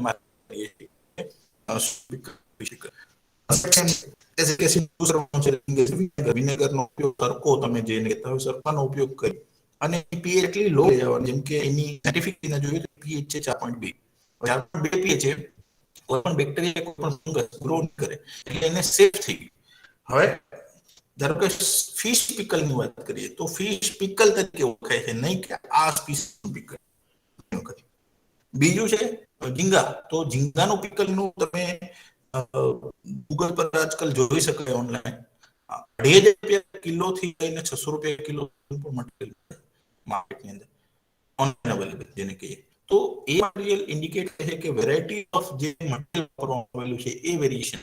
ધારો કે એક્વાકલ્ચર ની અંદરથી આવતા ઝીંગાઓ છે એને તમે ફોર્મ ઓફ ધ પિકલ તરીકે મૂકવા માંગતો હોય તો એની લાગત ખર્ચ સપોઝ 500 રૂપિયા હોય તો તમારે ભાવ વધારે મૂકવો પડે. જ્યારે મરીન સેક્ટરમાંથી ઝીંગાઓ આવે છે જે લાગત કરશો 150 રૂપિયા કિલો ના હોય તો તમે એને પિલિંગ કરી એનો રેશિયો ધારો પિલિંગ કર્યા પછી તમને 30 થી 40% મળતો હોય એન્ડ ઓફ ધ પ્રોડક્ટ, અને ફ્રાય કર્યા પછી તમારી પાસે 20% પણ મટીરિયલ મળતું હોય તો પણ, કેમ કે અમે માર્કેટિંગ કરીએ મારા અનુભવ મુજબ તમને 20-25% સુધીનો ફાયદો આ બિઝનેસમાં જોવા મળે છે. ગૃહ ઉદ્યોગને સપોર્ટિવ બિઝનેસ છે અને કોઈ ઇન્સ્ટ્રુમેન્ટેશનની જરૂરિયાત હોતી નથી, અને આ ટાઈપનું પ્રોડક્ટ તમે માર્કેટમાં મૂકી શકો છો. જેમ કે હું એક અહીં ઉદાહરણ આપવા માંગુ છું, મારા જ વિદ્યાર્થીઓનું છે જેમને માર્કેટની બ્રાન્ડ એક ડેવલપ કરેલી છે મસેકિંગ તરીકે, અને માર્કેટિંગ થઈ શકે છે. બીજો જે પ્રોડક્ટ અહીંયા છે એ છે આપણે જવલા. જવલા સૌથી નાનામાં નાનો ઝીંગો છે અને એનો ચેવડો બનાવી અને બ્યુટીફુલ પેકેજિંગ, અને એ પેકેજિંગમાં ખાલી સ્ટીકર છે અને પાઉચ જેને કહીને કપ અને એનું માથે ઉપરનું ઢાંકણ, એ બંને એ સિમ્પલી અવેલેબલ વસ્તુઓ છે અને લો પ્રાઇસ વેલ્યુ વાળી વસ્તુઓ માર્કેટમાં પેકેજિંગ મીડિયમ તરીકે અવેલેબલ છે. મેં તમને કીધું એમ કઈ રીતના તમે માર્કેટમાં ઇન્ટ્રોડ્યુસ કરો છો પ્રોડક્ટને, that is most important. So supportive business આ બધા છે કે જ્યાં તમે ઘરગથ્થુ નોલેજ અથવા તો ઘરગથ્થુ જે ચીજ વસ્તુઓનો ઉપયોગ કરી અને આ ટાઈપની પ્રોડક્ટ માર્કેટમાં ઇન્ટ્રોડ્યુસ કરી શકો છો. એ સિવાય જે સેક્ટર બીજું છે એ છે સીધું ખાઈ શકાય અથવા તો રેડી ટુ યુઝ. આજકાલ તમે જુઓ તો પનીર ના મસાલાઓ આવી ગયા છે, ચિંગ્સના પણ ઘણા એવા મસાલાઓ આવે છે કે જેમ કે આનો ઉપયોગ કરો એટલે આ બની જાય. સેમ કન્ડિશન છે જેમ કે તમારે ઘરમાં જે કરી બનતી હોય એને રિટોટેબલ પાઉચ. રિટોટેબલ પાઉચ એ એલ્યુમિનિયમ અને અમુક બીજા સિન્થેટિક મટીરિયલ્સથી બનેલું છે, પોલિથિલિન છે, પોલિપ્રોપિલિન છે, અને એના મર્જથી એક એવું પાઉચ બનાવવામાં આવે અને એમાં પેક કર્યા પછી એને હાઈ ટેમ્પરેચરે અને હાઈ પ્રેશરે એને ગરમ કરી નાખવામાં આવે અને પછી એને મૂકી રાખવામાં આવે ઓર્ડિનરી ટેમ્પરેચર. તો એ જે પ્રોડક્ટ છે એ લાંબા સમય સુધી ટકી રહે છે અને અલ્ટિમેટલી જે પ્રોડક્ટની ગુણવત્તાઓ છે એમાં મિનિમમ ફેરફાર જોવા મળે. જ્યારે પણ યુઝ કરવો હોય ગરમ કરો અને પેકેજિંગમાંથી ગરમ કરીને તમે રેડી ટુ કન્ઝ્યુમના ફોર્મમાં લઈ શકો. આ એક પણ સેક્ટર છે જેને કેનિંગ ઇન્ડસ્ટ્રીઝ તરીકે ઓળખવામાં આવે છે. હાલાકી કેનિંગમાં તમે કેરીનો રસ જોયો હશે કે રસગુલ્લા જોયા હશે. ફિશના સેક્ટરમાં પણ આ એક પોપ્યુલર વેરાયટીઝ છે. હાલ કે ઘણી વખત એવું હોય છે કે આર્મીના એવા સેક્ટર્સ છે જ્યાં ફૂડ પકાવવું બહુ મુશ્કેલ હોય છે, તો એવી જગ્યાએ આ ડબ્બા કેનની અંદર પ્રોડક્ટ્સ માર્કેટિંગ કરવામાં આવતી હોય છે અને એ ત્યાં એનો easy to use, ready to use ટાઈપનો ઉપયોગ થઈ શકે છે. સરપ્રાઇઝની વાત એ છે કે હોલ ફિશમાંથી સપોઝ 100 ગ્રામનું કોઈ પેક બનતું હોય કે 200 ગ્રામનું પેક બનતું હોય, એનો ઘણી વખત ભાવ છે એ પૂરી ફિશના ભાવ જેટલો હોય છે. તો એ ઇન્ડિકેશન સાઇન છે કે આ એક બિઝનેસ છે જેની પોપ્યુલારિટી છે. હાલાકી આપણી કુઝિન એને સપોર્ટિવ એમ નથી કે આપણે રોજ ગરમ કરી અથવા તો રોજ ગરમ કરેલું અથવા તો ન્યૂ ફૂડ ખાઈએ છીએ, બટ ઘણા કન્ટ્રીઝમાં આ જે પ્રચલિત કેનિંગનો બિઝનેસ છે એ ઘણો પ્રચલિત છે અને એ લોકો એના કુઝિનમાં આ વસ્તુઓને લઈ આવ્યા છે. એટલે આ પણ એક સેક્ટર છે કે જ્યાં આપણે આ પ્રકારની પ્રોડક્ટ્સ માર્કેટિંગ કરી શકાય. એમાં નવા મોડિફિકેશન આજકાલ આવી ગયા છે, જેમ કે બિરયાની છે. અહીંયા ઉપર જે છે tuna can in oil or in sauce, આ પ્રકારનું એક કેન આવતું હોય જેને હર્મેટિકલી સીલ કરી દેવામાં આવે અને ટેકનોલોજીકલી આને મેં તમને કીધું કે heavy pressure with the heavy temperature એને ગરમ કરવામાં આવે તો લોંગ ટર્મ માટે આ વસ્તુઓ શક્ય છે કે એને જાળવી શકાય. બીજું જે સેક્ટર છે that is again important one, કે આપણે ટાર્ગેટેડ સ્પીસીસ ઓફ ફિશિંગમાં જઈએ છીએ. મેં તમને કહ્યું એમ કે ઘણી વખત આપણે એમ કહેતા હોય કે મારે આ પર્ટિક્યુલર ફિશને પકડવાની છે કેમ કે આનામાંથી જે બનતી પ્રોડક્ટ્સ છે એ સપોર્ટિવ છે મારા ઇન્ડસ્ટ્રીઝ માટે. તો જે ફિશરમેન હોય છે જે મતલબ બોટ લઈને જતા હોય તો એ લોકો એને ટાર્ગેટેડ સ્પીસીસ તરીકે જોતા હોઈએ. તો એમાંની એક ઇન્ડસ્ટ્રીઝ છે, એનું નામ છે સુરમી બેઝ ઇન્ડસ્ટ્રીઝ. તો સુરમી અને સુરમીના પ્રોડક્ટ્સમાંથી જે મતલબ સુરમી દ્વારા જે બનતી વસ્તુઓ છે એનો પણ એક પોપ્યુલર ટ્રેન્ડ છે. તો હાલ જે મટીરિયલ અવેલેબલ થાય છે અને એમાં ઘણી વખત સપોર્ટિવ માર્કેટિંગ ટ્રેન્ડમાં એને જોવામાં આવે તો માછલીમાંથી તમે ધારો કે ક્રેબ બનાવ્યું, ફિશમાંથી ક્રેબ બનાવ્યો, તો શ્રીમ્પ ફિશમાંથી શ્રીમ્પ બનાવ્યું. તો ફિશમાંથી શ્રીમ્પ કેમ બને? તો શ્રીમ્પ છે એનો મોલ્ડમાં ફિશના જે પલ્પ છે, આપણે પલ્પ કહીએ કેમ કે એમાં અનવોન્ટેડ બધું કાઢી નાખવામાં આવે અને એને વોશ કરી અને એમાં પોતાનો ટેસ્ટ ન હોય. એટલે ફિશને કોઈ મોલ્ડમાં એક બીબા ઢાળમાં મૂકી અને એને એક પર્ટિક્યુલર શેપ આપવામાં આવે. તમે જો તો અલગ અલગ શેપ છે અને એમાં એસેન્સ નાખવામાં આવે. ધારો કે શ્રીમ્પ છે, ક્રેબ છે, તો તમે જોઈ શકો કે શ્રીમ્પ અને ક્રેબ, અહીંયા જે ફોટોગ્રાફ્સ છે, આ જે હું તમને વાત કરું છું એ જ છે. તો એના શેપ અને એનું ટેક્સચર અને એનો ફ્લેવર ઓરિજિનલ શ્રીમ્પ જેવું લાગે તો ડેફિનેટલી એની માર્કેટ વેલ્યુ વધારે છે. પણ અહીંયા જે ફિશનો ઉપયોગ કરવામાં આવે લગભગ સપોઝ 50 રૂપિયાથી લઈને 100 રૂપિયા કિલો સુધીની હોય, જ્યારે શ્રીમ્પનો પર્ટિક્યુલર રેટ છે એ 400 રૂપિયાથી લઈને 500-700 રૂપિયા સુધી જઈ શકતો હોય.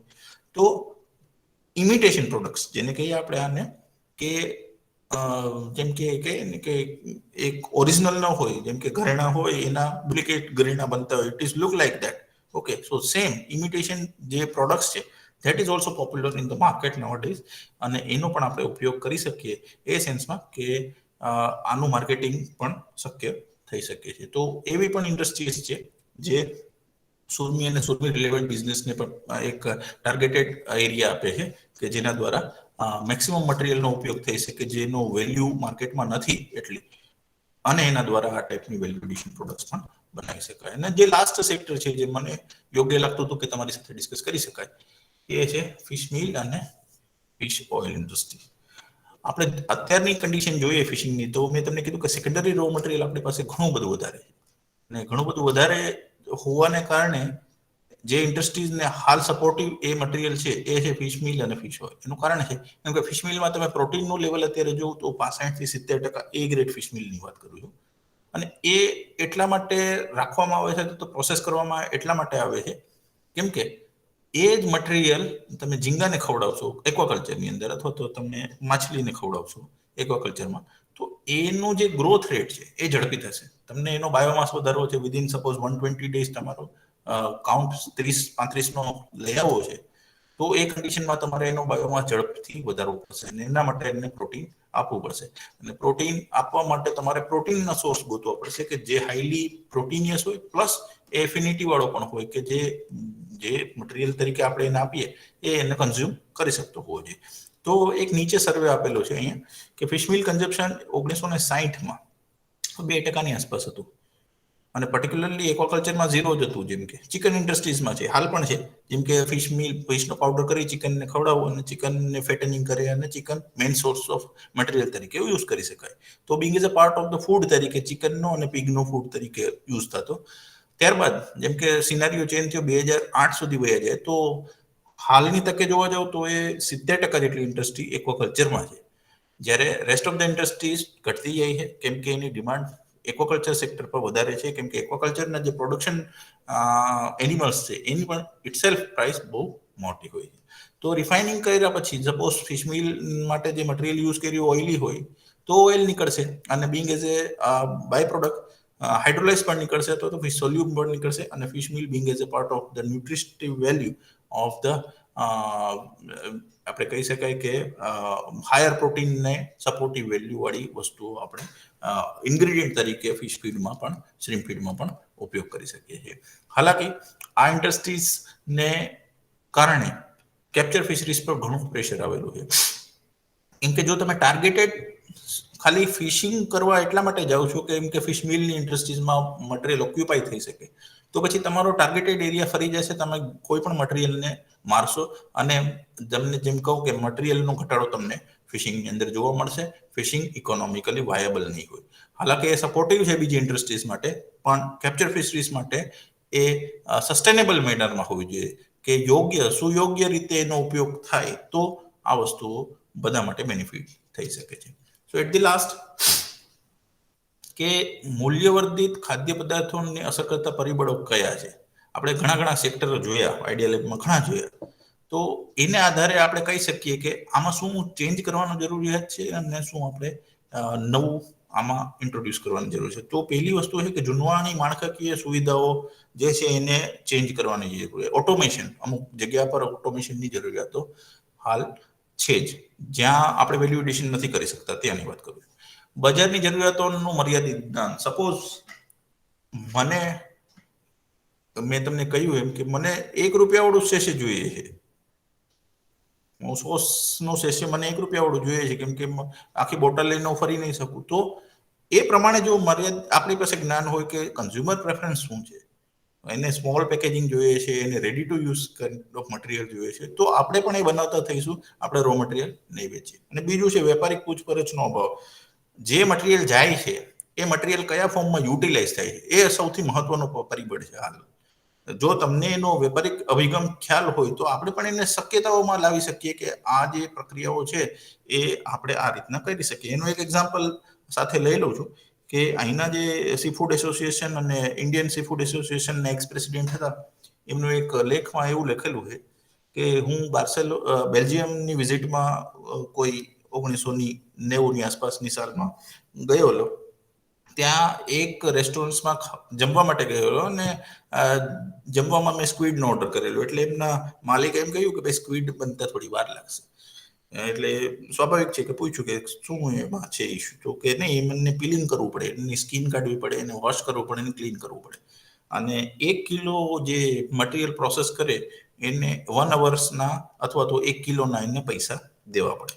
અને એ જ વસ્તુઓ એમને ભારતમાં ઇન્ટ્રોડ્યુસ કરી અને એ અરાઉન્ડ 80 સેન્ટમાં, જ્યાં 1 પોઈન્ટ સમથિંગ એમને લાગત ખર્ચ થતી રેસ્ટોરન્ટ બિઝનેસમાં, એમને 80 સેન્ટમાં ઇન્ડિયન સિનારીઓમાં કરી બતાવેલ. તો વેપારિક પૂછપરછ, જેમ કે ઓપોર્ચ્યુનિટી હોય છે, પણ ઘણી વખત એવું હોય છે કે ઓપોર્ચ્યુનિટી જે મટીરિયલ મોકલીએ છીએ આપણે હોલ મોકલતા હતા, એને જો પ્રોસેસ કરવામાં આવે તો વિન ટુ વિન બેનિફિટને ઓક્યુપાય કરી અને આ પ્રોડક્ટને આપણે માર્કેટિંગના ફોર્મમાં પણ મૂકી શકીએ. તો વેપારી પૂછપરછનો એક અભાવ આ બિઝનેસની અંદર ઇમ્પ્રૂવ કરવાની જરૂરિયાતો લાગી રહી છે. જો બદલાયેલી પરિસ્થિતિઓ શું છે, જેમ કે મધ્યમ વર્ગની ખરીદ શક્તિમાં વધારો છે, ડેફિનેટલી મજબૂત માર્કેટિંગ નેટવર્ક છે. હાલ તમે એક્સપોર્ટ કરી શકો છો અને સી ફૂડ એક્સપોર્ટના ઘણા પ્લેટફોર્મ છે કે જ્યાંથી તમે નવી માર્કેટિંગ માટેની એમઓયુઝ છે, અથવા તો તમે ઇન્ડિયન સી ફૂડ શો પણ ઘણા જગ્યાએ પણ એસ્ટાબ્લિશ થાય છે, ઓર્ગેનાઇઝ થાય છે, જેના દ્વારા તમે માર્કેટિંગ નેટવર્કને મજબૂત બનાવી શકો. ઇવન ડોમેસ્ટિક માર્કેટમાં પણ આ વસ્તુની જરૂરિયાતો છે. અને ગુણવત્તા અને સલામતી પ્રત્યેની જાગૃતિ, જેમ કે હાઇજીન અને સેફ કન્ડિશન આપશો તો પ્રોડક્ટની માર્કેટિંગમાં કોઈ અસર થશે નહીં. હાલાકે એ પેરિશેબલ છે, પણ એને જાળવવા માટે યોગ્ય પદ્ધતિઓ અને યોગ્ય જાળવણીની ટેકનિક જો આપણે ઇન્ટ્રોડ્યુસ કરતા જઈએ, અને જ્યાં લેક્યુના છે, જેમ કે પ્રોસેસિંગમાં ઘણી જગ્યાઓ હોય છે, કેપ્ચર, એકવાર મછલી પકડાણી, પછી એ બોટ ઉપર આવી, બોટ પરથી ટ્રાન્સપોર્ટેશનમાં ગઈ, ટ્રાન્સપોર્ટેશનમાંથી એ પ્રોસેસિંગમાં ગઈ, પ્રોસેસિંગમાંથી એને ફ્રીઝિંગ કરી, સ્ટોરેજ કરી, એને લોજિસ્ટિકમાં નાખી અને કોઈ એક કન્ટ્રી સુધી પહોંચાડી અને કન્ઝ્યુમર સુધી જાય. તો એમાં ક્યાંય લેક્યુના છે કે નહીં, એ ખોરાકની સલામતીને અને ગુણવત્તાને લઈને જો એ હોય તો એને કઈ રીતના સુધારી શકાય અને એમાં શું આપણે જાગૃતિ લાવી શકીએ, એ પણ as a part of work of understanding છે. તો મૂલ્યવર્ધન શક્ય છે, ઇમ્પ્રૂવ કરી શકાય એવું છે અને કરવું જ પડશે, કેમ કે સેક્ટરને એની જરૂરિયાતો છે. તો આ સાથે મારું પ્રવચન પૂર્ણ કરું છું. તમારા સવાલો પણ હું કરીએ છીએ. આભાર. ખૂબ ખૂબ આભાર સર. સાહેબે મત્સ્યમાં મૂલ્યવર્ધન કેવી રીતે કરી શકાય અને મત્સ્યમાં મૂલ્યવર્ધનની કઈ કઈ તકો આપણા ભારતમાં તેમજ ગુજરાત રાજ્યમાં કેવી કેવી તકો છે એ વિશે ખૂબ જ ઉપયોગી માહિતી આપી. જો કોઈ પણ પાર્ટિસિપન્ટ્સને આ વિષયમાં કઈ પ્રશ્ન હોય તો અત્યારે સાહેબ આપણી સાથે જોડાયેલા છે, તો ડાયરેક્ટ પ્રશ્ન પૂછી અને એમના પ્રશ્નોનું સમાધાન મેળવી શકે છે.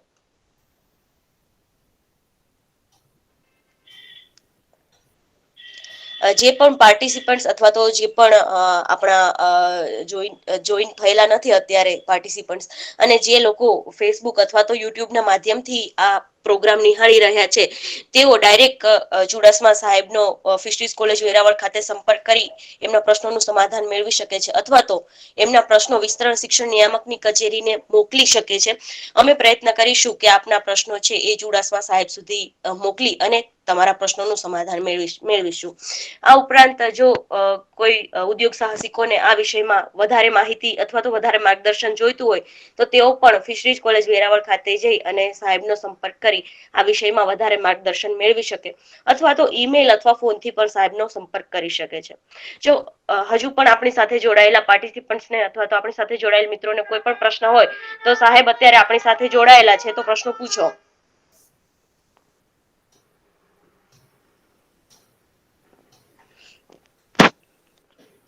ખૂબ ખૂબ આભાર સર. જે પણ ઉદ્યોગ સાહસિક મિત્રો છે એ મત્સ્યપાલનના વ્યવસાય સાથે સંકળાયેલા છે અથવા તો આપણા મત્સ્યપાલકો જે આ વ્યવસાય સાથે સંકળાયેલા છે એવો જો સાહેબે આજે જે સૂચનો કહ્યા છે અથવા તો આજે જે માહિતી આપી છે એ પ્રમાણે મત્સ્યમાં મૂલ્યવર્ધન કરશે તો ચોક્કસપણે તેઓ આ વ્યવસાયમાંથી વધારે ને વધારે નફો મેળવી શકશે. ફરી એક વખત ચુડાસમા સાહેબનો ખૂબ ખૂબ આભાર. તો થેન્ક યુ મેમ. મત્સ્યપાલક આજના દિવસ માટે બસ આટલું જ. હવે ફરી આપણે આવતા અઠવાડિયે એક નવા વિષય અને એક નવા વક્તા સાથે ફરી મળીશું. ત્યાં સુધી અમને રજા આપશો. આભાર. આભાર સર. Thank you.